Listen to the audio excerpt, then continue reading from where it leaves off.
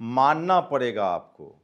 सोचिए 28 फरवरी से युद्ध शुरू हुआ था और ईरान ने जो कहा उसको कर दिखाया और वो कर रहा है। शायद ही दुनिया में कोई देश ऐसा होगा जो कहता है वो करता है और उससे पीछे हटने का वो नाम नहीं ले रहा है। या तो मिट जाएंगे या अपनी शर्तों पर जिंदा रहेंगे, कोई इफ एंड बट नहीं। जी हाँ, बिल्कुल ठीक सुन रहे हैं आप।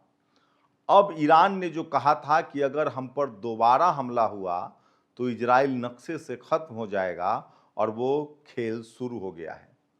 ईरान ने अब पूरा हमला जो है वो इजराइल पर करना शुरू कर दिया है। इजराइल के रिफाइनरी को जलाया जा रहा है, इजराइल के बिजली प्लांट को उड़ाया जा रहा है और 1 करोड़ आबादी वाला इजराइल 50 लाख लोग बंकर में हैं। उसकी राजधानी तेल अवीव पर अब मिसाइल दागे जा रहे हैं। सोचिए, मैंने आपको बार बार कहा था कि जैसे ही अमेरिका इस युद्ध से पीछे हटेगा इजराइल की शामत आने वाली है। वही अमेरिका की कोशिशें नाकाम हो गई है। उसकी कोशिश थी कि खाड़ी देशों को एक साथ करके ईरान पर हमला किया जाए और साथ ही अब्राहम अकॉर्ड को फाइनल करवाया जाए और इजराइल को खाड़ी देशों से मान्यता दिलवा दी जाए। लेकिन ये तमाम मंसूबे अब फेल हो गए हैं और ईरान ने बड़ा हमला इजराइल पर शुरू कर दिया है। इस वीडियो को अंत तक देखेंगे, आपको पता चल जाएगा कि ईरान की जीत के बाद अब फिलिस्तीन की आज़ादी की बारी है। नमस्कार, मैं शंभू कुमार सिंह और आप देख रहे हैं नेशनल दस्तक। 28 फरवरी से जब ये युद्ध शुरू हुआ था उसके ठीक 6 महीने पहले इजराइल ने ईरान पर हमला किया था। उसके बाद ईरान ने भी जवाबी हमला शुरू किया था। मुश्किल से 7 दिन युद्ध चले थे और इजराइल ने सरेंडर कर दिया था। उसके बाद समझौता हुआ था। उस दौरान डोनाल्ड ट्रंप ने अपना स्प्रिट 2 बॉम्बर से कुछ बमबारी की और कहा कि अब युद्ध खत्म हो गया, हमने यूरेनियम खत्म कर दिया। लेकिन ईरान के उस 7 दिन के पलटवार का खुन्नस इजराइल और अमेरिका पाले हुए था और वो झूठ मूठ का एक समझौता किया गया। लेकिन ये बात ईरान जानता था। ईरान पिछले 45 साल से इस दिन का इंतजार कर रहा था और अपनी आज़ादी का वो इंतजार कर रहा था। ईरान पिछले 45 साल से न्यूक्लियर वेपन, ड्रोन्स और मिसाइल्स बना रहा था। कहा जा रहा है कि ईरान के पास 10 साल तक युद्ध करने की क्षमता है, उतने उसके पास मिसाइल्स और ड्रोन हैं। कहा जा रहा है कि ईरान के पास वो हथियार है जो अभी भी दुनिया को चौंका सकता है। युद्ध के बात करें तो ईरान के पास 8 सालों तक लंबा युद्ध का अनुभव है। लेकिन मैं आपको ला रहा हूं मुद्दे पर।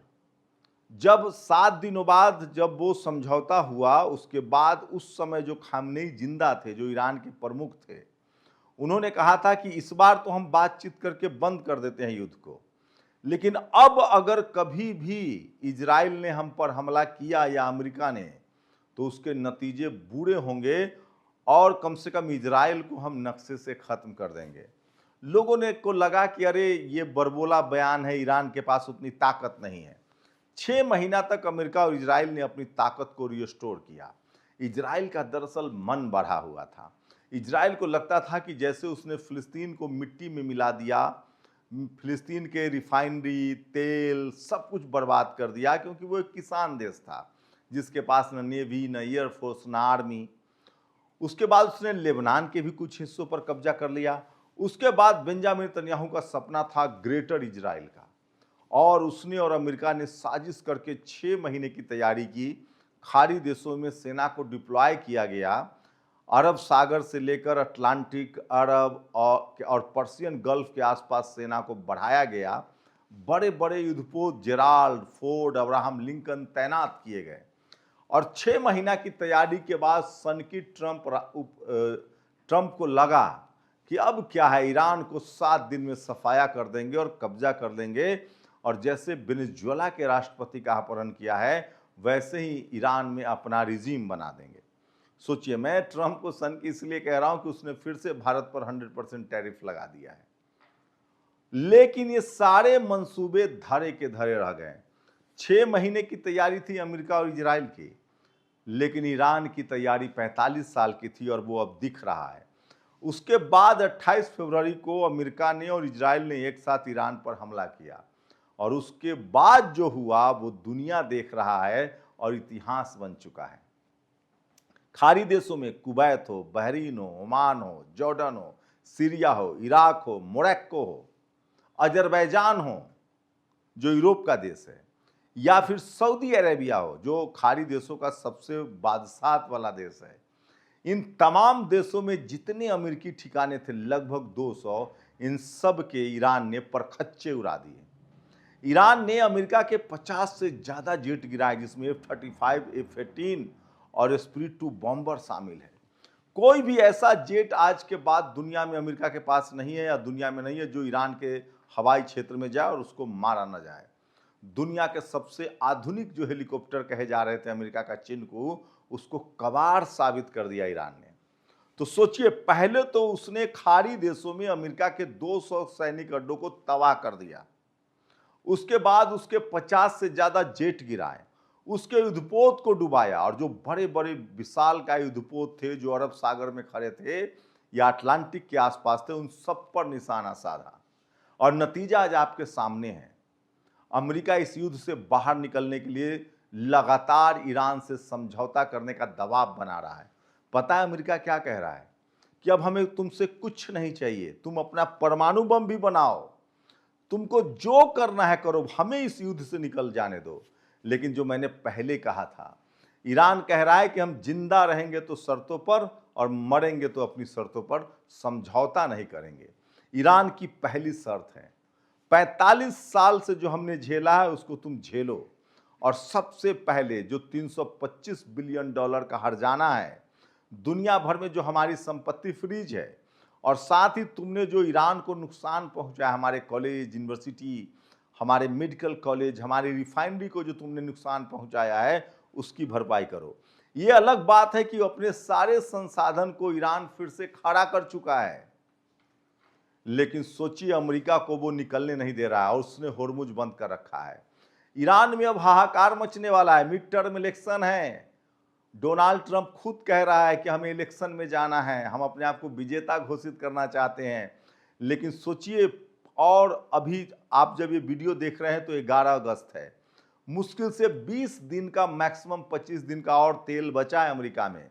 अमेरिका में तेल के दाम में आग लगा हुआ है, तेल के दाम सबसे महंगे स्तर पर पहुंच गया है। डोनाल्ड ट्रंप छटपटा रहा है कि किसी तरह से होर्मुज खुल जाए और तेल आए, क्योंकि खाड़ी देशों से भी तेल तभी जाएगा जब होर्मुज खुलेगा। बॉब अलमंदेब पर भी कब्जा है। तो सोचिए कि जो मैंने आपको पहले दिन से कहा था वो सारी बातें सही हो रही है। जैसे जैसे समय नजदीक आ रहा है, अमेरिका के तेल भंडार खत्म हो रहे हैं, उसकी बेचैनी बढ़ती जा रही है, और अब अमेरिका कह रहा है कि तुम परमाणु बम बना लो, तुमको इजराइल का जो करना है करो, हमें कोई मतलब नहीं, हमें होर्मुज खोल दो और हमें तेल ले जाने दो। लेकिन ईरान कह रहा है कि नहीं, ऐसा नहीं होगा, तुमने बार बार हम पर हमला किया है, हमने 45 साल प्रतिबंध झेले हैं, या तो तुम हर्जाना दो, और अब तो वो हर्जाने की रकम भी बढ़ा रहा है। वो कह रहा है कि तुमने एमओयू जो दस्तखत हुआ था उसका भी उल्लंघन किया है, तो अब तुम सारे हर्जाना दो। एक और खबर आ रही कि अमेरिका में हथियार ही नहीं बचे हैं। एक तो अमेरिका में कोई जेट नहीं है जो सुरक्षित है, अमेरिका के पास अब मिसाइल्स, पैट्रियोट मिसाइल्स और उसके एयर डिफेंस सिस्टम थार को कम से कम निर्माण होने में 6 महीना और लगेगा। लेकिन ईरान अपनी क्षमता को और तेजी से बढ़ा रहा है। उसने अपने पूरे रिफाइनरी सेक्टर को ठीक कर लिया है, पावर ग्रिड को ठीक कर लिया है। तो सोचिए, ईरान के 10 करोड़ में से 99% लोग पढ़े लिखे हैं, महिलाएं वैज्ञानिक हैं। नतीजा दुनिया के सामने है। ईरान अपने खर्च के लिए आराम से रूस, नॉर्थ कोरिया और चीन को तेल भी बेच रहा है। तो बेचैनी अमेरिका की बढ़ती जा रही है, और इसलिए अमेरिका ने अब हाथ खींच लिया है। इसके बाद ईरान ने जो कहा था, खामनेई ने अपनी शहादत से पहले कहा था कि इजराइल नक्शे से खत्म होगा, और अब वो समय आ गया है। इजराइल के शहरों पर लगातार बमबारी हो रही है, उसके रिफाइनरी को उड़ाया जा रहा है, उसके राजधानी तेल अवीव में मिसाइल्स दागे जा रहे हैं, हाइफा जो उसका शहर है उस पर मिसाइल दागा जा रहा है। और मैं फिर कह रहा हूँ, ईरान की पॉलिसी में है, ईरान ने वादा किया है अपने लोगों से कि हम फिलिस्तीन को पूरी तरह से आज़ाद कराएंगे। अमेरिका की कोशिश थी कि इस युद्ध को हम या तो जीत लेंगे या फिर खाड़ी देशों से ईरान पर हमला करवाएंगे और खाड़ी देशों को हथियार भी बेचेंगे।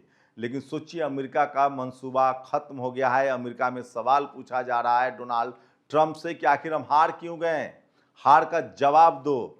तो डोनाल्ड ट्रंप ये युद्ध पूरी तरह से हार गया है। फिलहाल वो ईरान पर हमला करने के पक्ष में नहीं है और इसी का फायदा उठाकर ईरान जो है वो लगातार इजराइल पर अब हमले कर रहा है। और उसने जो वादा किया था कि इजराइल को नक्शे से खत्म करेंगे, सोचिए, बेंजामिन नेतन्याहू और डोनाल्ड ट्रंप दोनों ने राष्ट्रवाद के नाम पर सत्ता संभाली और दोनों ही देश को नर्क में घुसा दिया। इजराइल जो एशिया का सबसे ताकतवर देश माना जाता था, वो एक लाचार और बेबस देश है। अमेरिका जो दुनिया का सबसे सुपर पावर माना जाता था, ईरान ने उसको घुटनों पर ला दिया है। मैं फिर कह रहा हूं, ईरान एक बार फिर कह रहा है कि अब कोई समझौता नहीं होगा। अब या तो पूरा का पूरा हर्जाना दे अमेरिका, तब उसके लिए होर्मुज खुलेगा, या फिर हमने 45 साल प्रतिबंध झेले हैं, तुम 6 महीना होर्मुज बंद झेल के दिखाओ। और इजराइल को बचाने के लिए कोई नहीं आ रहा है। लगातार कोशिशों के बावजूद खाड़ी देशों ने हमला नहीं किया है और खाड़ी देश तो पहले ही खार खाए हुए हैं इजराइल से। उनकी कोशिश है कि मुकम्मल इलाज इस बार इजराइल का कर दिया जाए। तो सोचिए, इजराइल सबसे बड़े संकट में है। या तो वो पूरी तरह से फिलिस्तीन को खाली करे, लेबनान को खाली करे, या अपनी बर्बादी के लिए वो खुद जिम्मेदार होगा। ये ईरान के पेजेश्कियन ने कहा है, जो राष्ट्रपति है। आप अपनी राय जरूर दीजिए। शुक्रिया। नेशनल दस्तक की आपसे गुजारिश है कि अगर इसको बचाना चाहते हैं तो नेशनल दस्तक को सब्सक्राइब करने के लिए रेड कलर के सब्सक्राइब बटन को दबाएं, फिर बेल आइकन की घंटी दबाएं। नेशनल दस्तक को बचाने के लिए बहुत जरूरी है कि हर खबर को शेयर करें, लाइक करें, कमेंट जरूर करें।